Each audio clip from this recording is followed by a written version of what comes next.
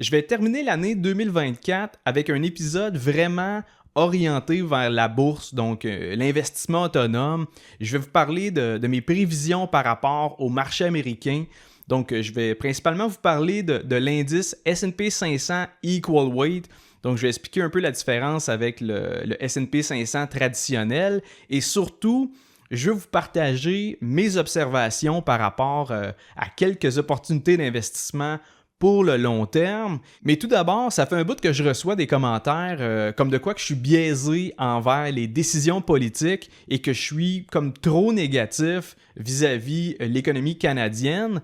Mais tu sais, de un, je vous donne mon point de vue, là. C'est sûr que je vais toujours être un peu biaisé, là. Je vous partage des faits, mais après ça, c'est sûr que mon interprétation de ces faits-là, c'est teinté par mes penchants idéologiques. Parce que si vous voulez juste avoir les chiffres de façon purement objective, tu peux aller voir directement sur Statistique Canada. Tu sais, toutes les informations sont là. C'est juste que moi, je préfère aller plus loin un peu puis vous donner mon avis là-dessus. Mais encore là, je prétends pas avoir la vérité absolue. Je vous donne mon opinion, puis après ça, c'est à vous de voir si vous êtes d'accord ou non. Mais dans les deux cas, je suis pas contre vous, là, je suis pas contre vos valeurs puis votre façon de penser. C'est juste que je fais un monologue, c'est difficile d'avoir un débat. Et de deux, hier, on a appris que Chrystia Freeland, la ministre des Finances du gouvernement du Canada, elle a décidé de démissionner de son poste. Et là, d'après vous, est-ce qu'elle a quitté son poste juste avant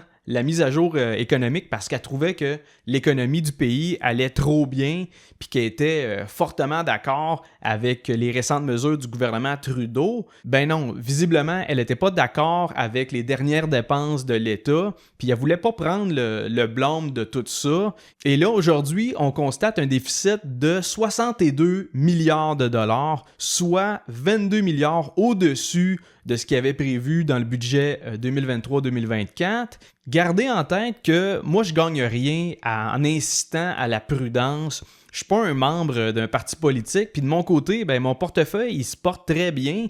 Faut comprendre que quand je dis que la conjoncture économique est plus précaire, je parle pas de nous autres, les investisseurs autonomes, je parle pas des professionnels qui gagnent très bien leur vie puis que leur emploi n'est pas à risque. Quand je dis que la contraction économique se fait déjà ressentir, qu'on peut le constater avec le recul du PIB par habitant, je fais référence aux jeunes qui veulent déménager en logement. Je parle des nouveaux immigrants, je parle de tous les ménages à revenus modestes qui ont de la misère à arriver. Il y en a là-dedans qui ont 2, 3 jobs. Je fais référence aussi au nombre record de personnes dans les banques alimentaires.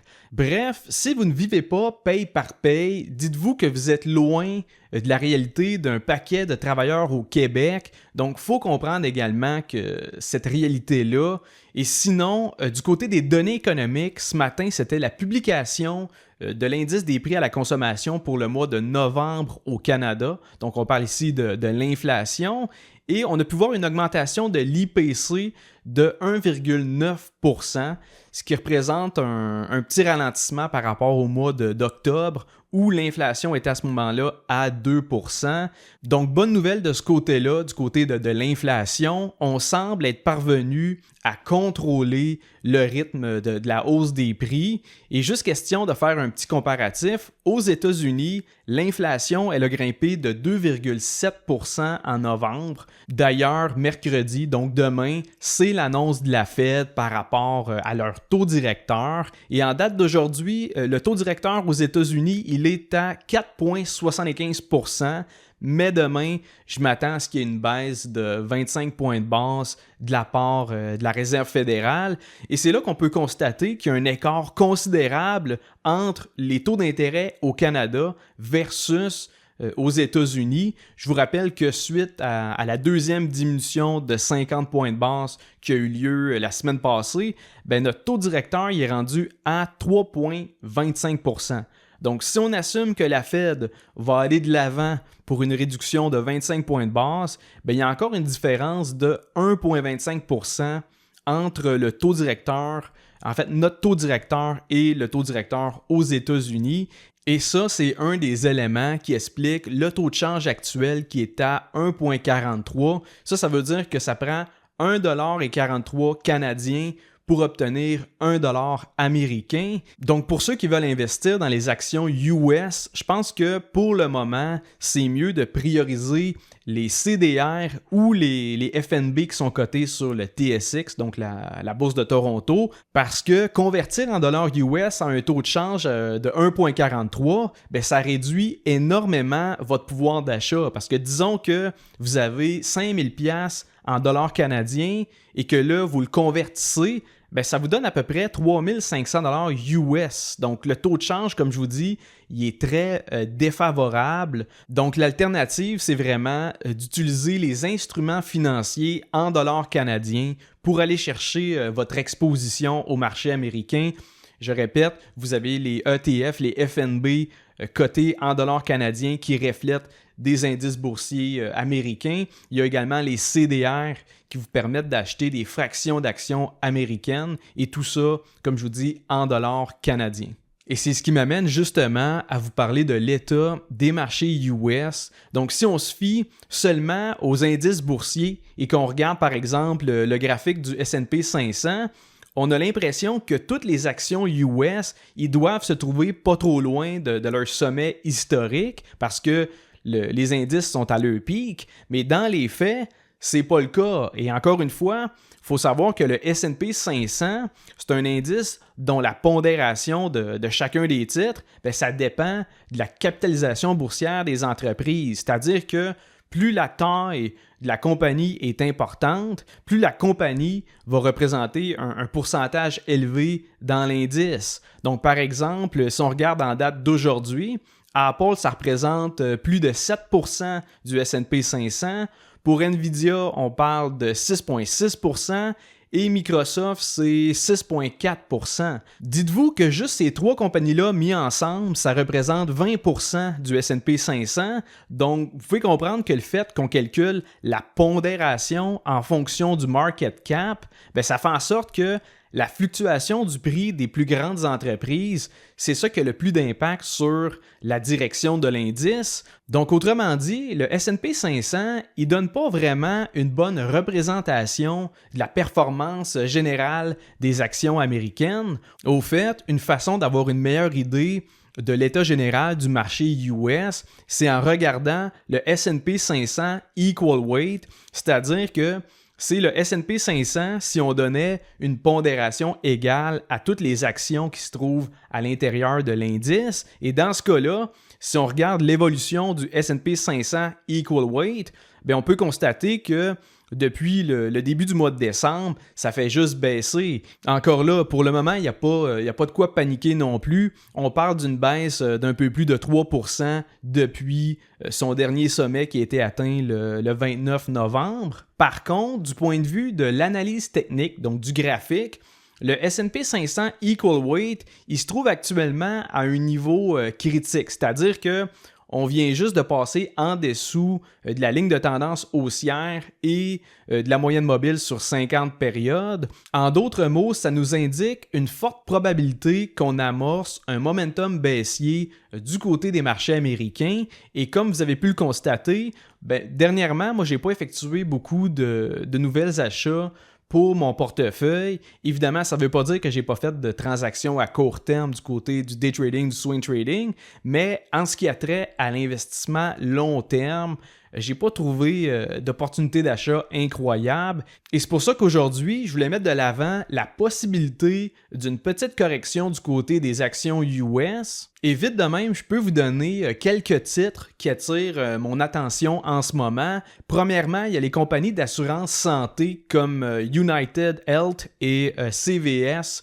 Parce que v'là 2 semaines, il y a le PDG de United qui a été assassiné. Et cette nouvelle-là a touché l'ensemble du secteur. Et là, en plus, il y a Donald Trump qui a dit qu'il allait éliminer les intermédiaires dans l'industrie pharmaceutique avec l'objectif de venir réduire le prix des médicaments. Mais il faut comprendre que les intermédiaires ici, c'est United et CVS. Donc, bref, tout dépendamment de ce qui se passe par rapport aux nouvelles mesures de Trump, ce sont des actions qui pourraient être largement sous-évalué par le marché. Encore une fois, ça dépend de qu'est-ce qui va se concrétiser du côté des réglementations que Trump pourrait mettre en place. Sinon, du côté de la vente au détail, je surveille les magasins Dollar General, qui est un peu l'équivalent de Dollarama aux États-Unis, et je surveille aussi les boutiques de Kohl's Corporation, symbole KSS sur la bourse de New York.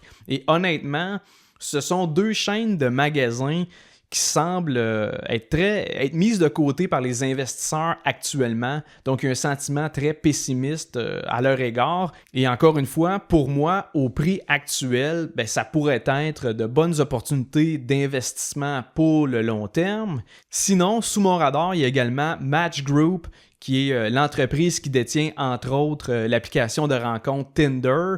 Récemment, Match Group, ils ont abaissé leurs projections financières, donc sont un peu plus conservateurs pour leurs résultats financiers dans le futur. Et ils ont également annoncé la mise en place d'un versement de dividendes pour les actionnaires, ce qui laisse présager qu'ils veulent maintenant attirer de nouveaux investisseurs avec le versement de dividendes, étant donné qu'ils prévoient que leur taux de croissance va commencer à ralentir. Donc, de mon côté, j'ai ajouté Match Group à ma watchlist. Et pour finir, pour ceux qui regardent dans le secteur pharmaceutique, il y a les actions de Johnson & Johnson qui sont passées juste en dessous de mon prix d'achat initial qui était à 145$ US par action. Aujourd'hui, Johnson & Johnson qui est à 144$. Et là, petite parenthèse avant que je reçoive un appel de l'AMF, je veux que ce soit très clair, je ne suis pas un conseiller financier, il ne faut pas considérer mon opinion et mes observations comme étant des recommandations d'achat ou des suggestions d'investissement. Oui, je vous partage ce qui attire mon attention, mais après ça, c'est à vous de savoir si de 1, ça peut être des actions intéressantes, de 2, est-ce que ce sont des titres qui conviennent à votre portefeuille selon votre profil d'investisseur. Ça, c'est tout à vous de faire ces recherches-là puis d'arriver à vos propres conclusions. Et pour conclure, je vais aussi rapidement vous parler du Bitcoin qui a dépassé le niveau de 100 000$ US. Je vous rappelle que de mon côté, j'ai jamais mis une scène là-dedans et dans aucune autre crypto-monnaie d'ailleurs. Et en toute honnêteté, si l'année passée, vous m'aviez demandé où je voyais le Bitcoin en 2024, je vous aurais probablement dit autour de 25-30 000$ US. Donc, visiblement, j'étais dans le champ raide de ce côté-là. Par contre, je tiens à préciser que mon opinion sur le Bitcoin, ça n'a pas changé. Je n'ai pas acheté à 20 000$ ni à 60 000$. J'en achèterai pas plus à 100 000$. C'est pas le type d'actif dans lequel je suis à l'aise de mettre mon argent. Encore là, j'aurais pu mettre une couple de mille là-dedans. Question d'avoir une exposition au marché de la crypto. Mais pour moi, c'est plus une question de toujours respecter mes critères d'investissement. Mais malgré tout ça, je tiens à féliciter tous ceux qui ont été capables de tolérer la volatilité du côté du Bitcoin depuis les dernières années. Je le sais que c'est pas évident de rester investi quand il y a des aussi grandes variations de prix, mais aujourd'hui, ceux qui ont resté confiants envers le Bitcoin, ils ont été récompensés par une très belle augmentation du prix. Et comme je vous dis, le fait que je n'investis pas dans la crypto, ça ne signifie pas que je suis contre ceux qui détiennent du Bitcoin, de l'Ethereum ou n'importe quelle autre crypto-monnaie. Quand quelqu'un fait de l'argent avec ses propres investissements, moi, ça m'enlève rien. Il n'y a pas une compétition entre les marchés boursiers et la crypto. Au fait, avec la dépréciation de la valeur des monnaies fiduciaires, je comprends 100% le raisonnement de ceux qui cherchent à s'éloigner du fiat money. Mais pour moi, le Bitcoin, c'est pas la solution ultime face à la dévalorisation de la monnaie fiduciaire. Et oui, j'ai lu le livre Bitcoin Standard, j'ai lu une couple d'autres ouvrages en fait sur la technologie du blockchain, encore une fois sur le Bitcoin en général, sur les autres cryptos, mais même si je comprends un peu les fondements, encore là, je suis loin d'être un expert, je reste encore un sceptique face à la transition vers les crypto-monnaies. Mais si un jour ma vision change à ce sujet-là, ben inquiétez-vous pas, là, je garderai pas ça secret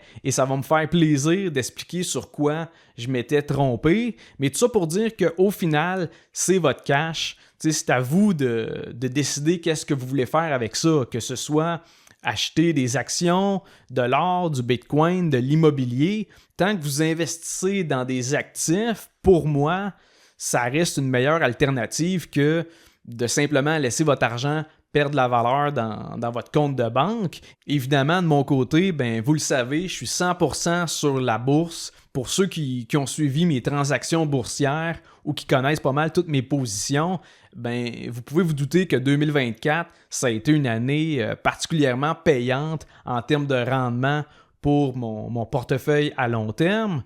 Et deux dernières choses avant de terminer l'épisode d'aujourd'hui. Premièrement, le code promo pour le 20% de rabais sur l'abonnement à mon infolette et sur toutes les formations en ligne. Ça se termine vendredi cette semaine, donc vendredi le 20 décembre. Donc, il vous reste quelques jours pour en profiter. Et deuxièmement, je voulais vous dire que je vais prendre une pause du podcast. C'est juste pour les 2 prochaines semaines. Donc, je veux prendre le temps de vous souhaiter un joyeux temps des fêtes et une bonne année. Et encore une fois, je vous dis un grand merci à tous les auditeurs du podcast, particulièrement ceux qui partagent mon contenu ou qui me suivent depuis plusieurs années.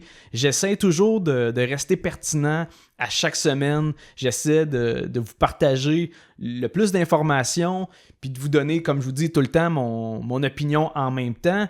Et je tiens à le répéter, ça reste seulement mon point de vue personnel. Je suis loin de penser que j'ai toujours raison ou que j'ai la science infuse. Au contraire, l'idée en fait de faire le podcast, c'est de le faire en toute transparence. Comme ça, ben, vous pouvez constater autant mes erreurs que mes succès. Et sur ce, si vous aimez le podcast, faites-moi un petit cadeau et allez me suivre sur Spotify, laissez un review sur Apple Podcasts ou abonnez-vous à ma chaîne YouTube. Et encore une fois, merci pour votre écoute et on se revoit en 2025 pour un autre épisode de Finance 360.